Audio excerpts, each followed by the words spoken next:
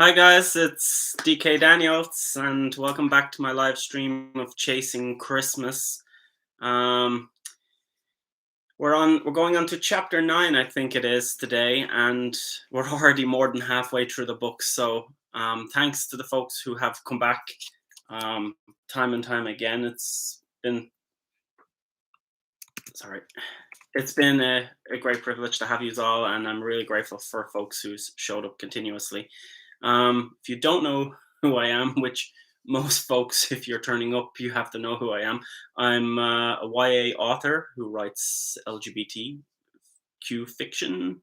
Um, and yeah, we're currently reading Chasing Christmas, which is my only Christmas novel that I released about 4 years ago. And yeah, so I'll get into a bit of a recap now, and we'll try and make a bit of a run on, with the chapter. Today's chapter is a bit on more on the long side, but we'll wait for a few minutes so that people can filter in. Um, Actually, I'm quite glad that I was able to get on today because here in Ireland we have a storm. It's called Storm Barra, and it made landfall over a good proportion of the western coast, and it's been slowly tracking its way up the from the south all the way to the north, and we've had very harsh winds and a lot of coastal flooding. Um, and yeah, a lot of houses and businesses are without power. So fingers crossed, we're okay at the minute. But yeah, supposedly, um, I haven't heard much about England, so we must be getting the full brunt of the storm. But it's definitely not like hurricane force winds, but it's still enough to cause a bit of havoc. But yeah, today I was able to also start a bit of a short story for Christmas. I'm hoping to have it finished before Christmas as more of a Christmas present to everybody. And I'll be sending it out on my mailing list when it's done, hopefully. Basically, it's called It Would Be You, and it's about a single father who's bereaving over the death of his husband. And he, of course, is introduced to this young GP who he kind of starts smitting with, and it's a romancy thing, so they have to get together by the end of the story. But the idea is that I'm trying to have it done by Christmas, and um, I hope that works out that way.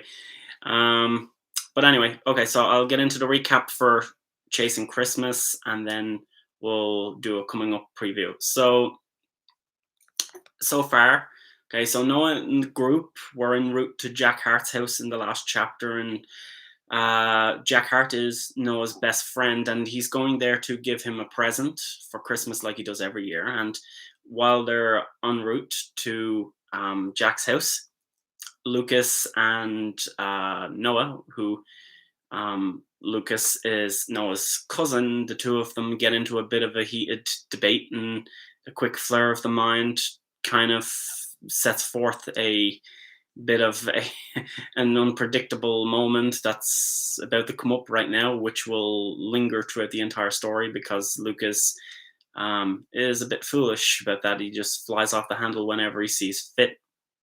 And yeah, as two teenagers walk by, he ends up meaning to pick up a snowball and throw it at his cousin Noah out of frustration, and ends up clocking this other teenage boy who's walking by.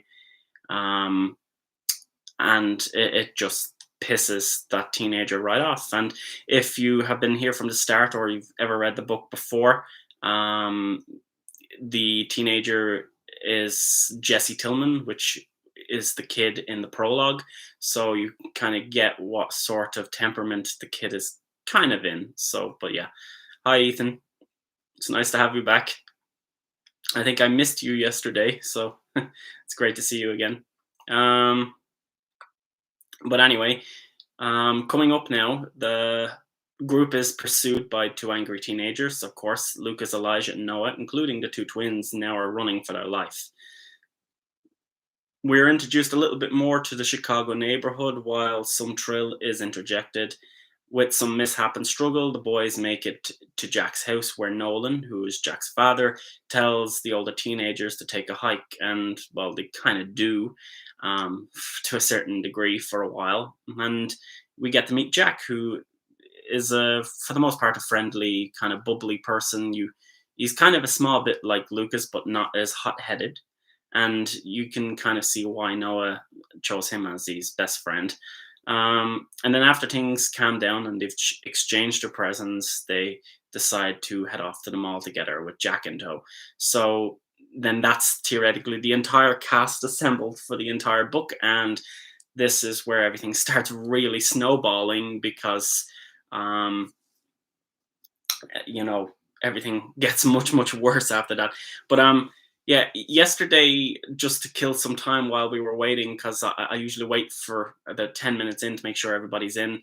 But I cracked a couple of puns. I'm not too sure whether it was well received, but I just decided to do it because it kills a couple of minutes, and I decided why not? I'll do it again, a couple of puns just to kill some time while we're waiting, and then I'll make a start on chasing Christmas. So yeah, I always find some puns interesting. Well, that and cheesy kind of pickup lines because, they're cringy.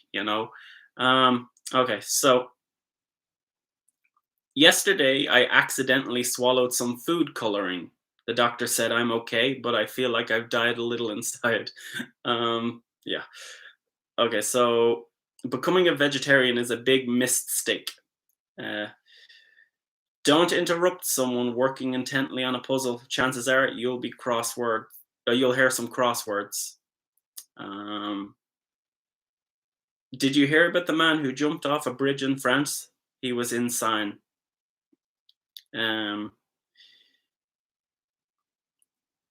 what's the difference between deer nuts and beer nuts? Beer nuts are $2 and $2, and deer nuts are under a buck. I'm glad I know sign language. It's become pretty handy. Uh, yeah. R.I.P. boiled water. You will be missed. Yeah. And okay, here. What is the best thing about living in Switzerland? Well, the flag is a big plus. Yeah. Okay, one more, and then we'll. Did you hear about the kid? Sorry, did you hear about the kidnapping at school? It's okay. He woke up. But yeah. Okay, I think enough of those. They get cringy after a while, but I definitely like the darker ones. But I just decided to go with a couple more. What's more friendlier termed ones. But because I do have a disgustingly morbid dark humor, and it's probably not the best thing to do on YouTube. But anyway, we'll start with this now. If you don't know, which anybody who's who's tuned in every night, you're probably sick of listening to me now. But I'm giving this away, 3 signed copies.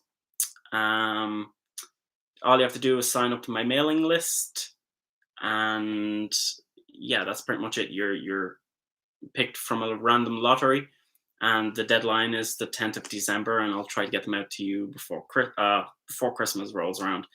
But yeah, and if it's not much hassle, would you be able to give it a rate? That's a big help to me. Okay, so we're going on to chapter 9, which is 165, and we have a bit to go. So yeah, all right. So here we go. I shouted at the twins, and a series of shockwaves hit Lucas. Lucas set off sprinting, and I started after him. Jumping over the small clump of snow backed onto the path, Elijah darted ahead, though he kept beside me. Pushing Ben along with the fear that the older boys would knock him to the ground and start pounding on him, I screamed at him, "Move! Go!" I belted in panic. The 2 boys initiated into a chase behind us. I'm not exactly sure who is going to get a beat down first, but it's not exactly something I want to see.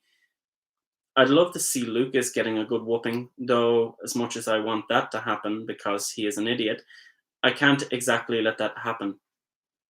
Guiding Ben by the hips, I narrowly shoved him along the path, continuing to drive him forward as if to tell him, hurry up and run faster.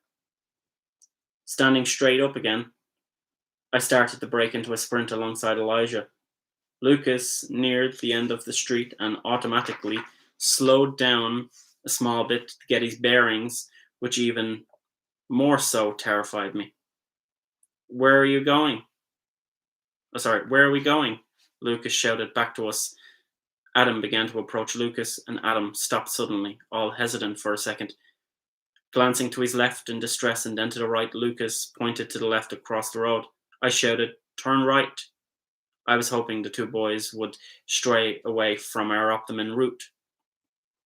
Lucas latched onto Adam's arm and dragged him with him, as if his life depended on it. Lucas didn't really look back for Ben, but Ben was right in front of me and he was beginning to cry like a little schoolgirl from fright. The fear was starting to really intensify. I'm absolutely sure, actually positive, that Ben has pissed his pants. I can't exactly stop and check to see if that idea was true, so I just kept on jogging. Turning at the natural curvature in the path, we circled back onto Somerset Street, passing a house that we only had passed moments before and by hedges covered in fresh powder. Rounding onto a shrouded side street, which didn't have houses facing out in our direction, we drove out to the outer perimeter, running past backyards. I felt a little more nervous considering that we were heading to a place that does not have much footfall, with two larger kids trailing behind. They are most likely going to kill us, or something as simple as a stray snowball could cause all of this. I thought it was fun for a moment, but this is no longer fun. Hello, Terence. Nice to see you. Thanks for joining us. Um, Lucas stepped over onto the curb and jumped over a fire hydrant, and he hollered, "Wahoo!" Lucas's voice interjected life into the dead street, though there was not even a soul in sight who presumably heard us or as much as lifted the blinds to regard what was going on out in the street outside. That's it. We're all going to die here. I'm going to die on this block. Why did I tell everyone to turn this way? We should have stayed on the main road, but no, this was the best way to go considering we want to get back to Jack's. Every step I took, my feet pounded down against the slush. I can't decide which was worse, the cold soaking its way up through my shoes, or if it was the harsh implosion under each panicked step. Lucas didn't appear to be afraid of rational fear. I think he gained energy or momentum from being in danger. Lucas seemed to absorb the predicament that we were in and adapt to it due to the thrill of it. The twins didn't say a word, they just kept sprinting. Elijah and I, likewise, both ran and we didn't dare look back. We knew we could hear both teenagers chasing after us. The fear of glimpsing back and tripping over made reality sink in. Approaching a break in the path, a car came flying out of a driveway from a concealed entrance to a house. The opening was concealed. The trees, covered in snow, hid evidence of a lane. The only thing that offered a hint of human life was the lanterns on each pillar, where the car came from. My heart leapt out of my chest. Lucas was going to get run over by a car. But it didn't happen. He narrowly avoided it and bumped off the hood of the vehicle, stumbled out into the side of the street. No, Lucas didn't stop at all. He just got back up onto the sidewalk and kept running. Lucas glanced back at us to make sure that we were still behind him. And other than that, I can only assume he didn't think anything else about it. A moment later, I flew past the automobile and the person inside the car sounded the horn. Glancing as I passed, the woman looked a little rattled. And panting from all the panic, a stitch oriented in my originated in my gut. Nonetheless, I pushed on regardless of how much it was beginning to sting. A menacing voice called from behind me. "You're all dead," the voice bellowed. As if them chasing us wasn't clear cut enough of what was going to happen when they finally caught up with us. Now, I definitely knew that I'd have to keep running. I increased my efforts and pushed through the soreness of the stitch. Catching up to Lucas, he breathlessly added, "Ah, my heart." "Your heart? You bloody done this," I cried out in absolute pain from the experience I was sensing in my stomach. A carving pain which slowly made its way from the bottom of my hip and started to descend upwards to my armpit. On the road, we naturally circled ourselves back around onto another road which led down the backs of all the houses that we had just spent our time walking down the front of. Eventually, we got to the end of the side street that we thought would never end, and they were keeping up with us quite well. They're persistent little bastards. Well, not so little. They are actually a lot bigger than us. Not knowing exactly where I am, though I had a slight idea, we came to a crossroad. Darting out of the alleyway, without looking to see if there was any street traffic, we scattered across the road. Just like that, we went from one side of the road to the other, floating back onto the path on the opposite side. It's not much further to Jack's house now, I contemplated, not realizing that Lucas slipped. We bypassed him in fear, though something clicked in my mind. Glancing back, I noticed he had fallen on a patch of black ice. And running back, Elijah and I were risking our bloody lives to get the stupid asshole up off the ground. Peering over my shoulder nervously, the two boys drew nearer. They appeared to be tired, yet still persistent. Screaming, "Get up!" at Lucas, who was on the ground, Lucas latched onto both of me and Elijah's arms, and we pulled him to his feet. Practically dragging him along, we all stumbled back toward the two twins. Running away from the bullies, the crunch of the granola crystallized snow cracked with each panicked step we took. Sprinting down the descent of Foxdale Avenue, popping up onto the sidewalk just shy of the storm drain, we funneled under a cluster of trees, and then ran through an iron gate to the right of us. If Jack hadn't heard us by now, he must be deaf. All the hustle and bustle and shouting we were making, possibly, absurdly, and most definitely, could be taken as a noise complaint from the grumpy old man next door. We trudged up the centre of the unshoveled pathway to Jack's house, and then hit the spot that had always been freshly shovelled, which led to the driveway from the entrance. Flying up the porch steps with the boys, all of us didn't really wait for one another to knock. We all began pounding on the front door with our fists, and I, for one, am not going to wait around to find out what. And I, for one, wasn't going to find out. And I, for one, wasn't going. I, for one, wasn't going to wait around to find out what was going to happen. Pummeling the oak door, the reed on the front door of the old brick and wooden house rattled with each pound.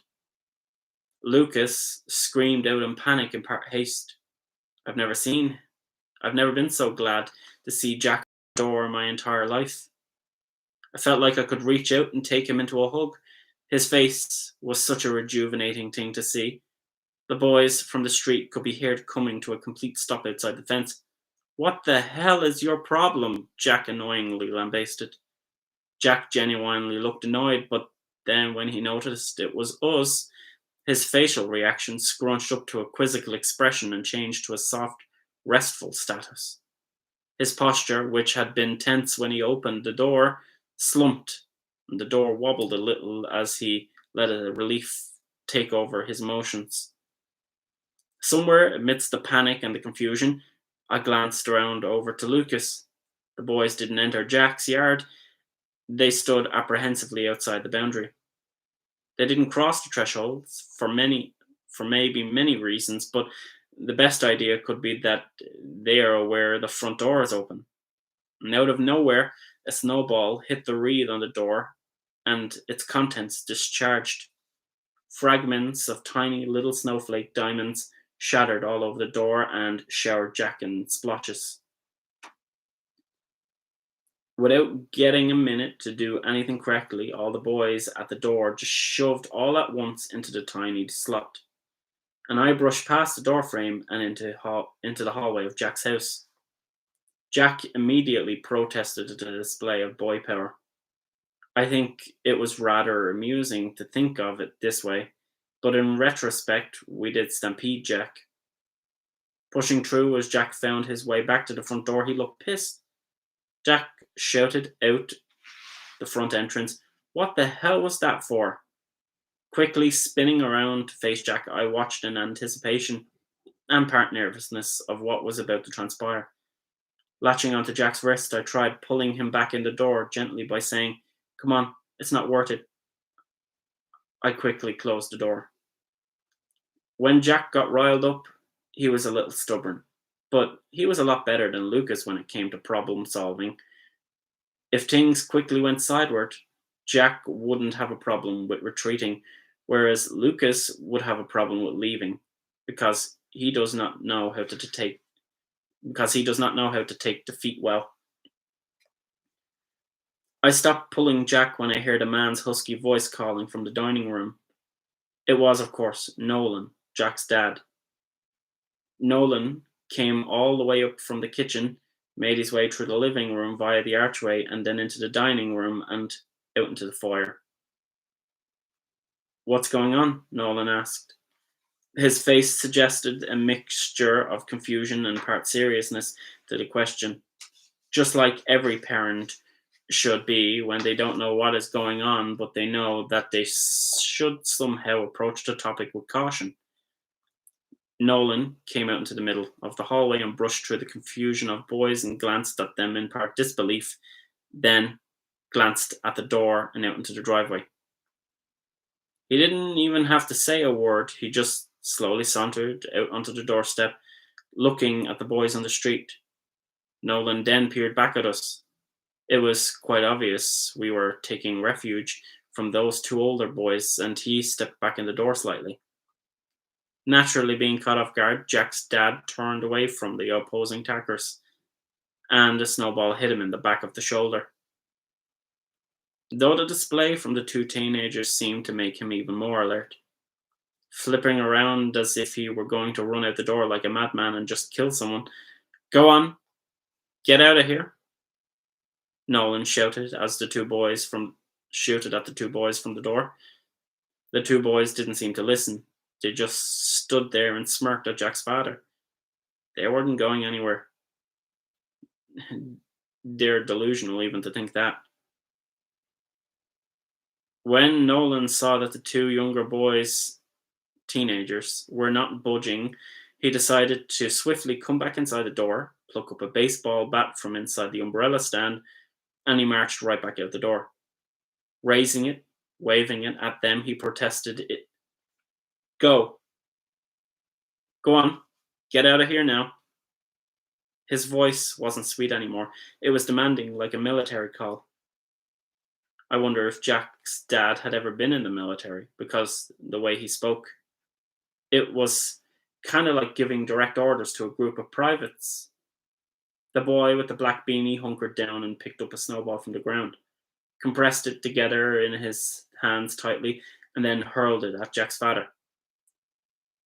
Jack's dad took 2 steps down the pathway to strike some fear into the older teenagers. We were hoping that they would start to walk or run off because he was coming down the driveway. While I'm actually reading this, another idea when I actually go fix it, wouldn't it be kind of cool and badass if I had Nolan like step up and actually hit the snowball with the baseball bat? That'd be actually funny. Yeah, I got to do that when I do that. Okay, but anyway, the blonde-headed boy slowly backed away from the gate, but the boy with the green snapback stayed put. He was daring and presumably a little problematic. If I had known better, it was probably the boy with the black beanie that was persuaded that had persuaded his friend to chase us all down. I guaranteed that the older boy with the blonde hair would have just left well enough alone. Right. Crowding around the front door, we all huddled closely together to see what was transpiring. Jack's dad waved the bat intently. "Piss off," he roared. Almost instantaneously after he had said that, everybody went into a bit of a snicker, including myself. I guess it was the way he phrased it. And Jack's dad did not look like a bit of a psych. It did look like a bit of a psycho waving the baseball bat around out there. I can only imagine the neighbors thought about looking out the windows. I can only imagine what the neighbors thought when they looked out the windows of their houses to find a very sober man waving the bat in the front yard. I can just believe that Mr. Wilkinson, of presumably 80 years, would somehow find it within himself to report this to the local police, to relay his findings to the rest of the neighbors on the block. 2. Because he never minded his own business. Funny, I have never seen the resemblance between him and Mr. Wilkinson. Oh, sorry, from him and Mr. Wilson from Dennis the Menace before. Brushing the thought away, I decided to dedicate my short attention span to what was on hand, not the next door neighbor. It was, after all, not a time to think about movies when Jack's dad was out on the firing line. The two teenagers backed away from the iron gate and into the middle of the street. With an antsy attitude, the boy with the blonde hair tried to reason with Jack's dad. "We just want the one who threw the snowball at me." And, as if to add some persuasion to the situation, the boy with the black snapback turned around and retrieved another snowball. But before he could throw it at Nolan, the blonde boy latched onto his wrist and told him to drop it. It was quite evident that Jack's dad remained firm on his decision. The two boys obviously saw that they were not going to get Lucas or even near us as long as Jack's dad was around. So they glanced either way up and down the street. "This is not over," the black beanie boy retorted. The two teenagers became a bit flustered when a car came up the center of the street, and they had to step across to the very far side of the road. Standing on the footpath on the distant side of the street, they stared over at us for a time, grew bored, then called it quits as they started walking off in the direction of town. To make sure that they were not coming back, Jack's dad remained outside in the front yard, intently watching them fade off into the distance. When Jack's dad was content that the two boys were gone from sight and mind, he made his way back up the driveway and into the house. Automatically, we pushed back from the door and allowed room for him to get in. Without overthinking it, Nolan shut the door behind him and then asked, "Who are they?" with a scrunched up facial expression. Nolan directed the question at me because he obviously didn't know anybody else here. And just like a parrot, Jack repeated the same question his father asked. "Yeah, who?" I can't exactly lie, I don't know who the hell they are. Deciding to go with the truth, I lay all the blame on Lucas. Gazing over at Lucas, how am I supposed to know? It was this bozo here who drew the attention. I fumed. I'm just about ready to tear into him. He is, after all, more of a liability than he is a help. Just look at his decision making and what it cost us. One wrong move and he almost cost all of us a beating. But the thought was a little foreshadowing when I heard Elijah wheezing beside me. Pivoting my head backwards and toward him, he slung his hand into his pocket and pulled out an inhaler. Giving a couple of shakes, he then lifted it to his mouth and pressed the release valve and took 3 sucks of whatever was inside of that plastic device. Elijah has asthma, I noted, finding myself thrilled with the discovery. I couldn't exactly get a minute to ask if he was okay because Lucas blurted out over me. I'm not a bozo, you dickhead, Lucas scoffed, then began to get a little heated in the midst of the moment. Lucas and I came in close quarters of each other. I could practically smell his breath and the warmth coming from him, and Lucas's eyes were like an extravagant moon. And before we could shove at each other and get into another debate about who was in the right or who was in the wrong, of course, I know I'm in the right. Everything that Lucas does is a fucking disgrace to humanity. And as I said, before I could even contemplate throwing a swing at him, just at that moment, Jack's dad scolded us for our bad language. Lads, Nolan said in a stern tone. Language, he then further added softly. Glancing at each other, we looked at Jack's dad. I immediately felt sorry for getting this heated in the first place, so I offered up sorry, but as I offered my apology, Lucas said sorry, which resulted in the two of us saying sorry at the same time.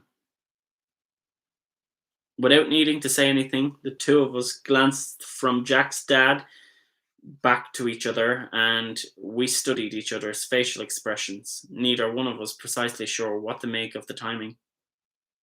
A slight crack began to form on my face, and soon it started to turn into a grin seconds after that. A smile broke out on Lucas's face. As quickly as this little interaction happened, the two of us completely shut down again, remembering we're enemies at the moment and we can't be smiling at each other. He's in the wrong and I'm in the right, so I cannot be friendly to him right now. Lifting my hands up to my chest, I held my left hand palm up, slapping the back of my right hand against the palm of my left. I added sarcastically, "It's not my fault he's a stupid." I got a bit of a grin from a couple of the boys around me, and even Jack's dad kind of smirked. I was winning the argument, or at least coming out a little more superior than Lucas. Mimicking what I had done, Lucas lifted his hand in the same way that I had done, and he slapped them dumbly together like it were someone with a disability. I guess the boy kind of smiled. The boy smiled a little more than they had done when I did it. I never liked when people took advantage to making fun of people with a disability or a speech impediment or a person who is blind or handicapped in any way. As it turned out, the funny side drew the attention of all the boys. I wasn't smiling about the display of stupidness, and Jack's dad didn't find it funny either. At least someone was on my side. But as quick as it happened, it passed. I felt a little betrayed by everyone. Everyone found Lucas's joke and his mockery funnier than mine, and the way he smiled at me was like he knew that he had gotten the better of me. Okay, I can't help it. I need to give him a punch, or shove, or something. Taking a step closer to him, I put my forehead into him, grinding it toward him. Lucas crushed back. Before the heated exchange could lift off the ground even faster than a big pot of bubbles, Jack's dad cut in. "All right, boys, that's enough display of alpha ego," Nolan said aloud. Just like that, the two of us stopped. Jack's dad put his hands between the two of us, placing his hand at the top of our chests and slowly applied pressure to edge us apart. After a second, I stopped resisting and just eased away.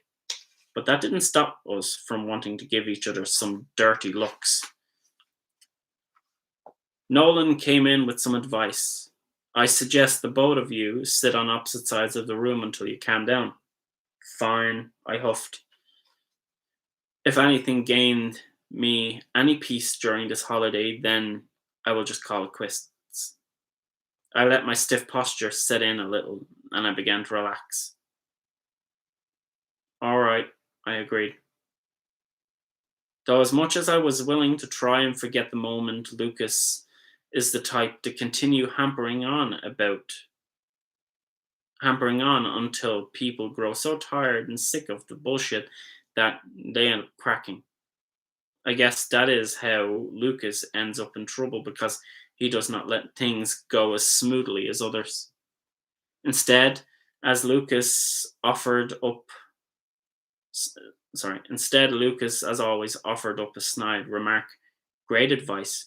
Who wants to sit beside a stupid? Lucas said. Lucas snapped the back of his hand again, and he done a couple of moments ago to add the effect, and then finally retreated into himself and went quiet. Sometimes just hearing the quietness when Lucas is around is golden. When he is aggravated and nitpicking, the silence is like heaven.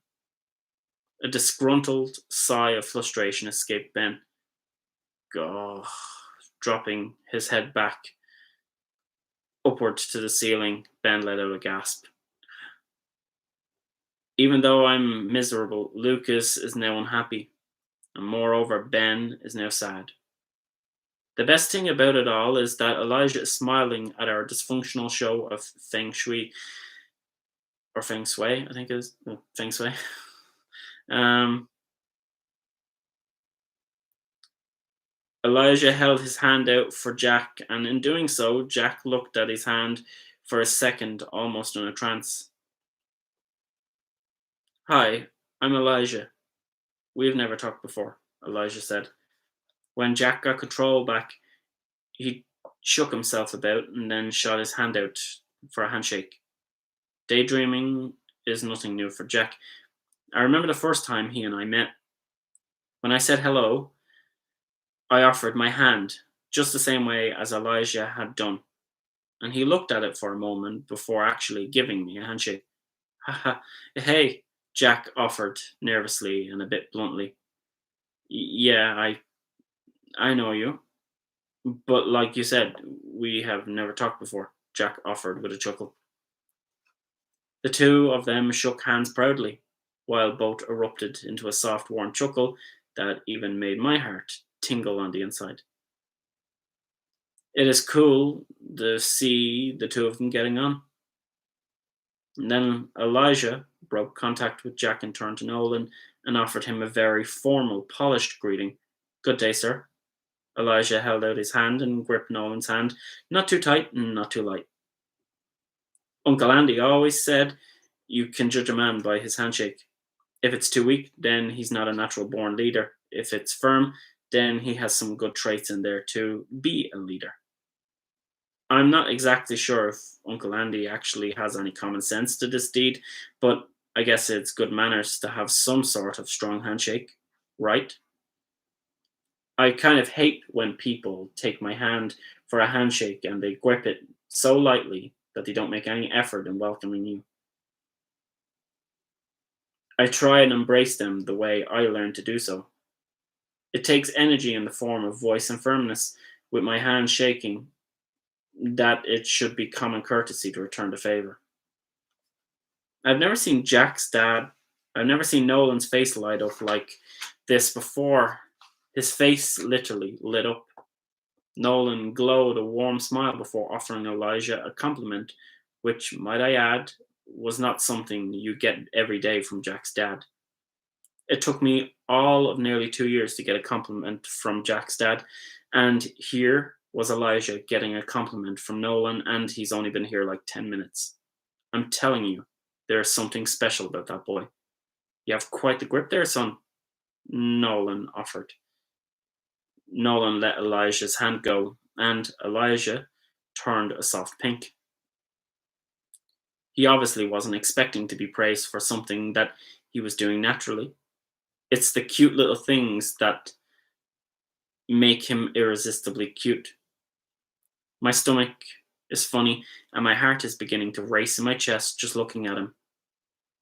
Gracefully, Elijah looked down at the floor and backed up from Nolan and offered, Thank you. Realizing why I was even here in the first place, I lifted up the present I had gotten for Jack and waved it in front of his face. His eyes turned from Ben, who he was having a little natter with. It's funny how one of the twins always managed to get on with someone. they have never met before.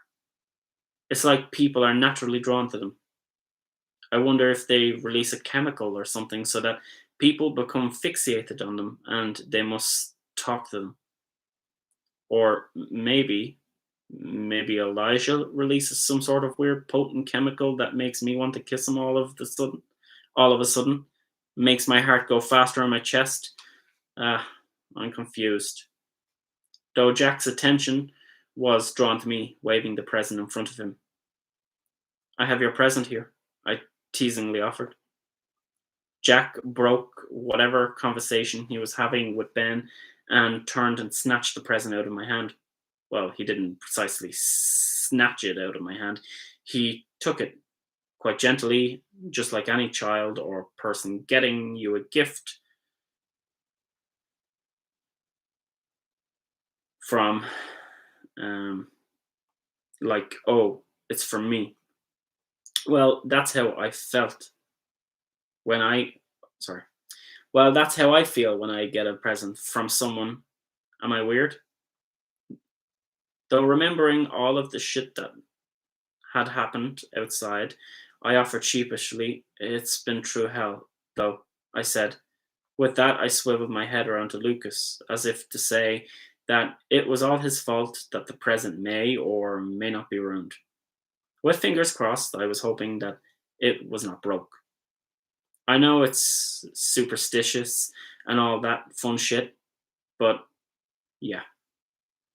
Lucas just grumbled on his side, a little moodily before brooding his eyes and folding his arms.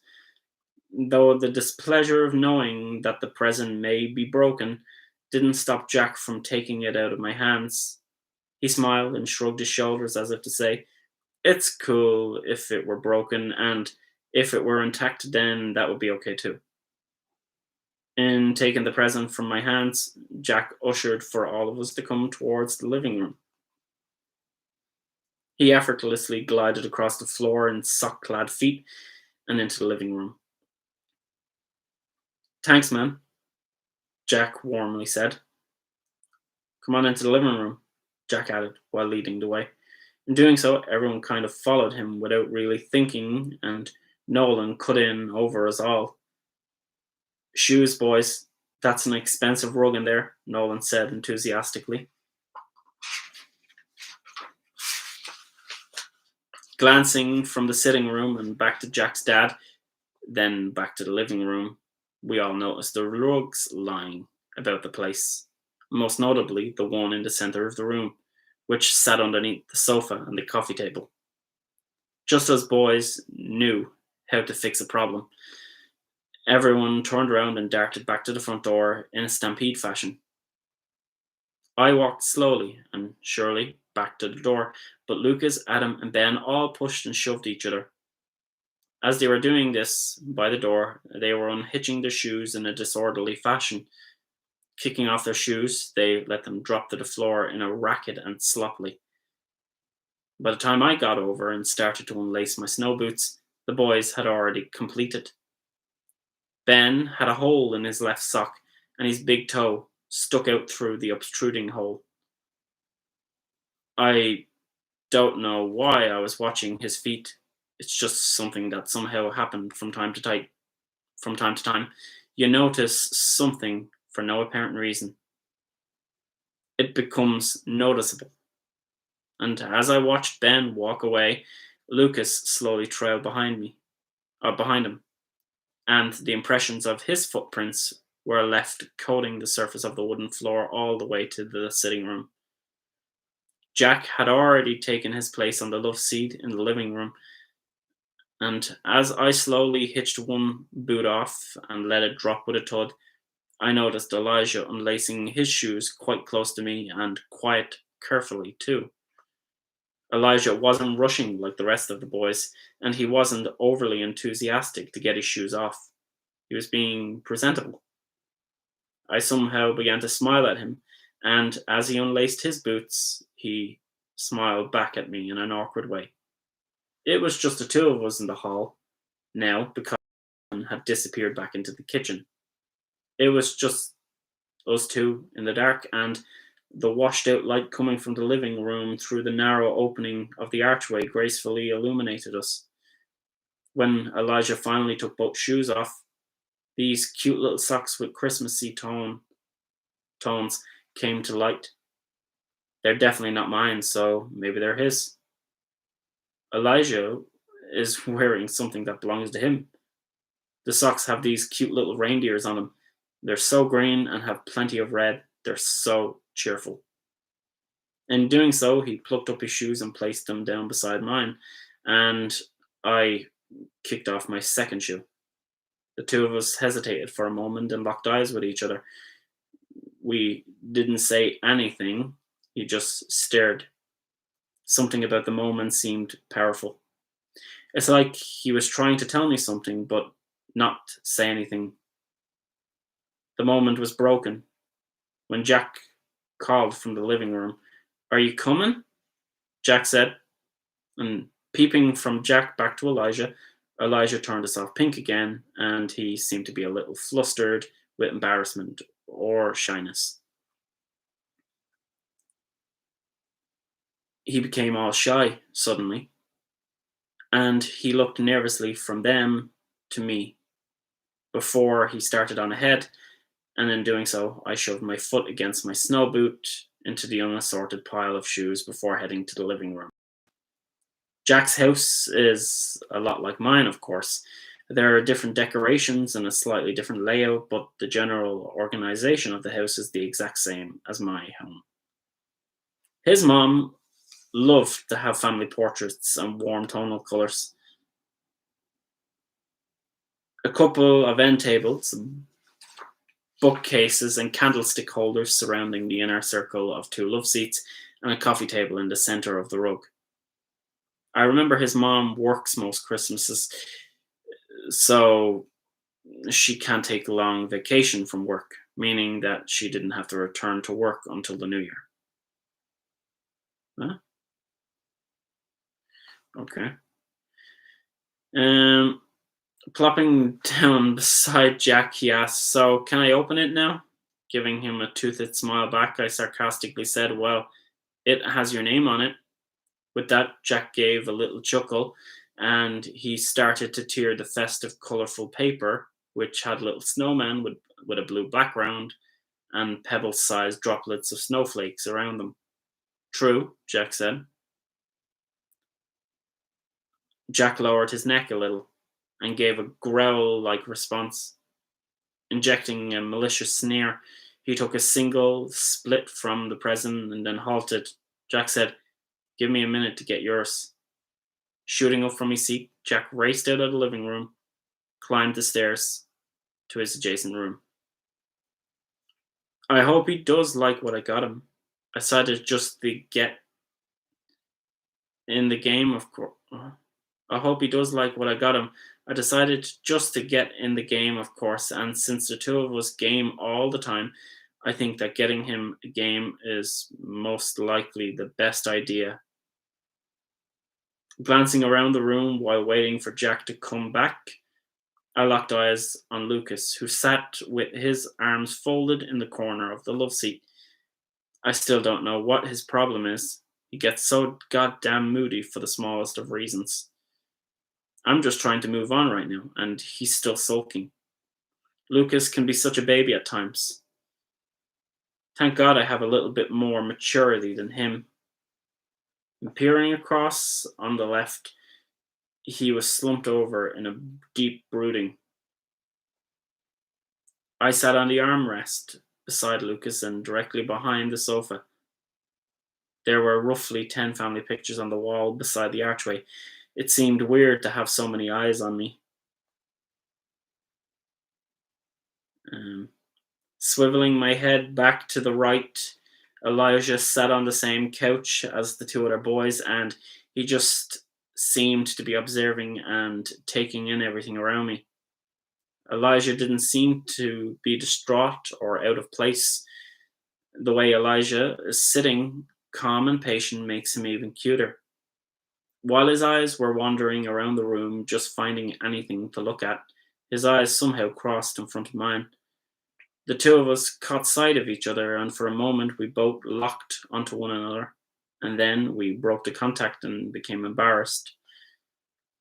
I shot my attention down to the armrest. Why did I get caught? I scolded myself for even looking at him and being caught. A couple of questions rose to my mind.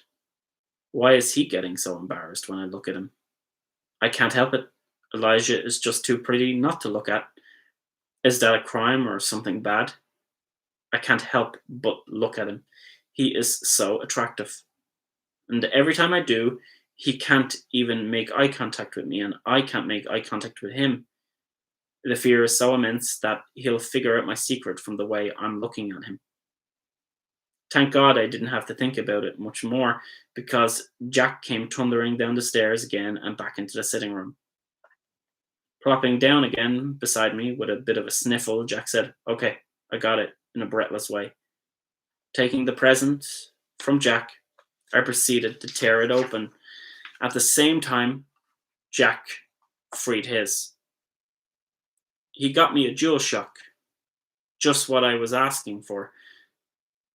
When Jack opened his present, the smile on his face answered everything. Jack had always been a fan of Star Wars, therefore I couldn't resist getting him the new Star Wars Battlefront Collector's Edition. It felt like the most reasonable thing to do, since he has practically dragged me to every premiere of every film and played all the games in the Star Wars franchise. I thought probably the best thing I could do was buy him a Star Wars game, even though now I know I'm going to be driven crazy for the next month or two because of it. Immediately, Jack ripped the wrapping paper off the present, and with a childlike wonder, he gripped the PS4 game in both hands. "Oh, thanks, man," Jack cooed, delighted with his gift. Without expecting it, Jack leaned over with the game in his hand and wrapped both arms around me. Tearing me into a hug, I instantly dropped my present to my lap and returned the hug. I felt good getting a hug from Jack. He's been my best friend for, geez, I've no idea how long we've been friends, but it never gets old receiving a hug from Jack when he is appreciative of a gift that I've gotten him. I whispered in his ear and more or less spoke, not whispered. "You're welcome," I said. I chuckled afterward, and he started giggling too. The two of us finally broke our embrace. I reverted my attention to the present in my lap. I plucked it up and admired my gift. Looking over at Jack, I said, "Thanks. I needed this." With all the eyes observing us, having some sort of pent up Christmas time, I started to feel a little guilty that Jack and I were indulging in something so neat when they were not included. It's not that I haven't decided to add them, their presents are at home, and well, I won't see Jack tomorrow, or probably for a couple of days. Which reminds me, I really need to get something for Elijah. And deciding that it was about time to maybe go out somewhere, I turned, looked at Jack, and then out to the group. I asked, "Hey, want to go down the mall now, or did you already go?" I recall Jack saying to me earlier that he wanted to go to the mall to pick up a present for Samantha. I said, "If you didn't go yet, we can all go." Jack glanced at me, and then the group, and then back to me, and said, "No, I didn't go yet." Standing animatedly, I sprung to my feet and shouted out with enthusiasm, "Then let's go." Everyone thought that was a good idea. We huddled towards the door, put on our shoes and jackets. I asked Jack, could I leave my controller with him until we got back? Jack replied, "Yeah, no problem." And in doing so, we told Nolan that we were heading to the mall, and with that, we left Jack's house. As I'm walking along with the boys, two things are running through my head. One, I need to get Elijah a Christmas present. And two, I hope we don't run into those two boys again. Okay, so um, so we've made it to chapter 10. So now we're on page 188. I'll just get a quick drink.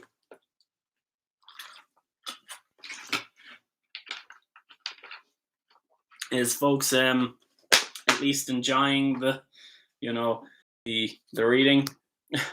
I thought there a few minutes ago, I stopped reading for a second. I thought I could hear like a tree, like a tree, the like when a tree cracks or something like that.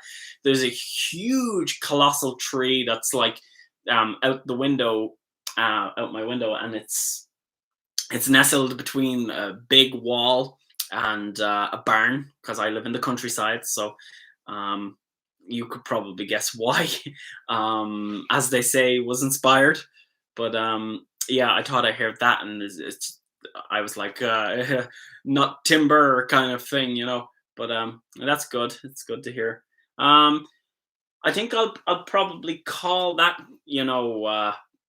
that full chapter, because I think the next chapter is quite, yeah, the next chapter is a bit lengthy. But if anybody has any questions, you know what I mean, you feng shui, is it feng shui? I have noticed a lot of errors in the book, and I will have to get back to it. Like yeah, I'm definitely going to fix up a lot of the things. And there's like some parts where it goes on forever, and it doesn't need to go on forever. It's just looking back now, I can see how much I've changed. Um, but yeah, I can't wait. I have How I Live Now, and as they say, coming out in January or February, about there. And I'll definitely get back and do a revision of that, so that I'm cleaning it. And while I'm doing that, I probably might um, absently might take the story from Chicago and put it in my my metaverse world. I probably might put it in New Haven, if anybody is interested in that. What do you think of that? Do you think I should leave it in Chicago, or do you think I should maybe move it over when I'm putting it into my world? Um, but yeah, there's definitely a few bits I can see that needs to be improved there.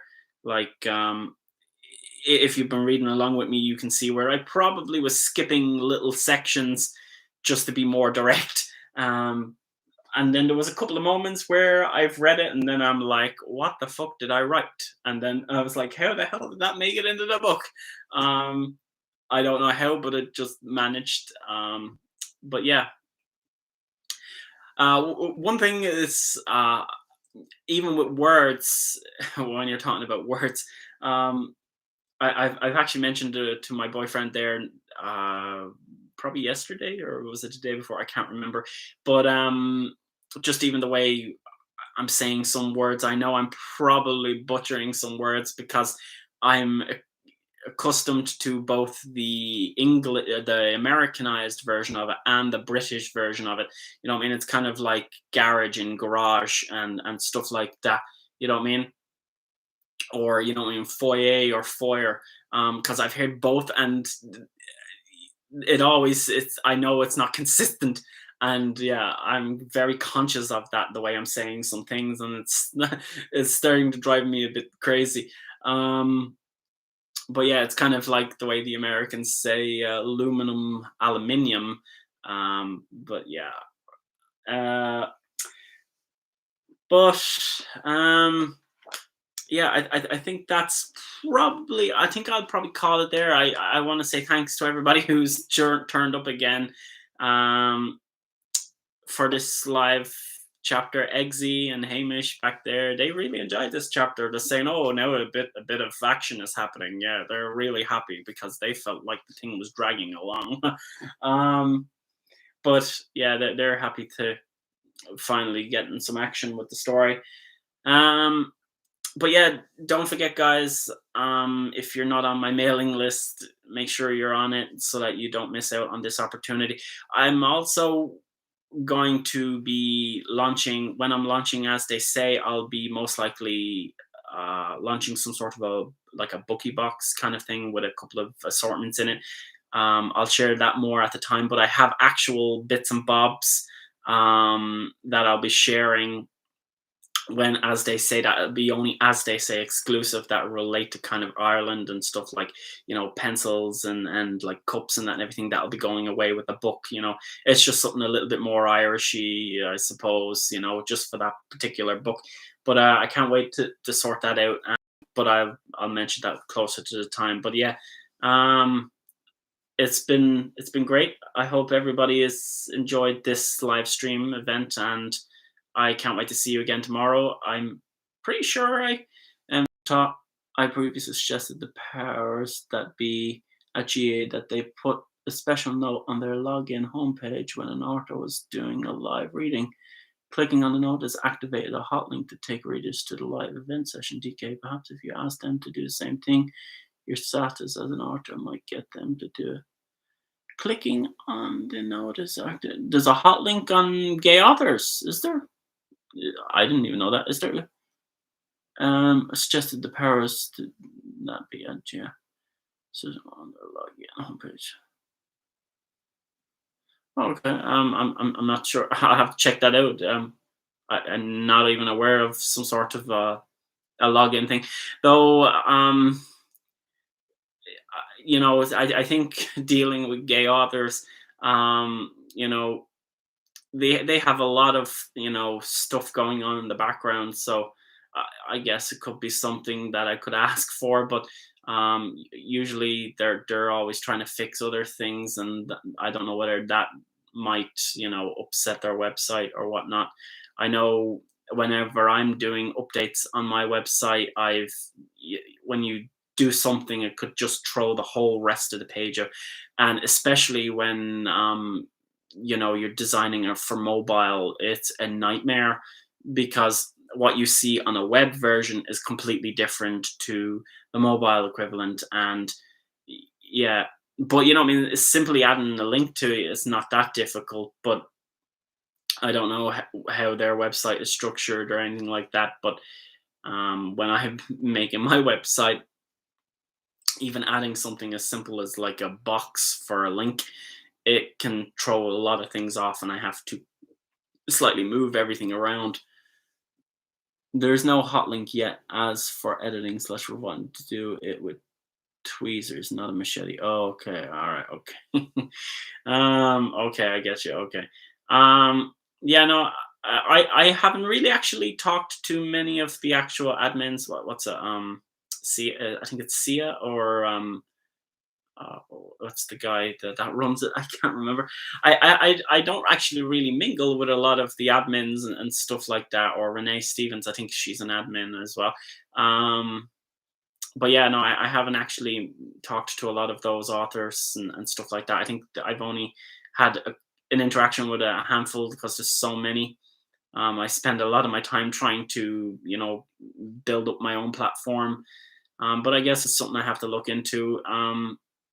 Yeah, the only authors I've actually collaborated with is off the top of my head is, well, not collaborated and such as talk to it, but it is more so is Samuel Rowe, or who goes by Sinus, I think is with Cynus, and well, Jaren Keys and Comicality and a few others, but that's about it.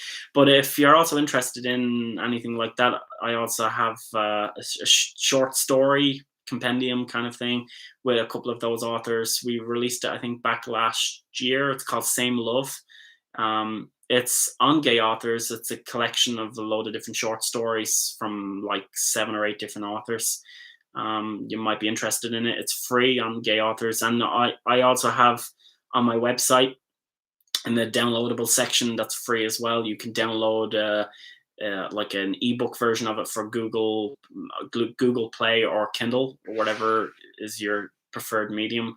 But if you haven't read that, you should definitely check it out. There's definitely some really good stories in there. But yeah, so yeah, this has been great, guys, and thanks for showing up.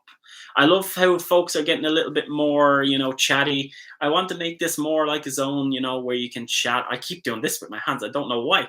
But yeah, I love talking to people, and yeah, of course, always be a little bit more vocal, and I'll try my best to answer Maya, Meyer, is it Meyer? Yeah, Sia and Renee, or Paladin. Okay. I guess I have to look look them up. I only know Meyer, Sia, and Renee. I don't think I know Paladin. But yeah, okay. So thanks guys for showing up. I'll update the links and set everything for the live stream event tomorrow, this evening. It'll be the same time again tomorrow if you're, you're thinking of showing up and that and everything. So I hope that I'll see you guys there tomorrow. I know it's probably not, the most, it's not the best time every week, every day, what I mean. It'd probably be easier if it was, weekly or something like that. If that's something you'd like me to try do, maybe even like a short story a week after this is all finished after the new year, let me know. It could be something I could do, like a short story, like once a week. And it just kind of, so I can interact with, some of my readers. It'll give me an excuse to get on and talk to readers.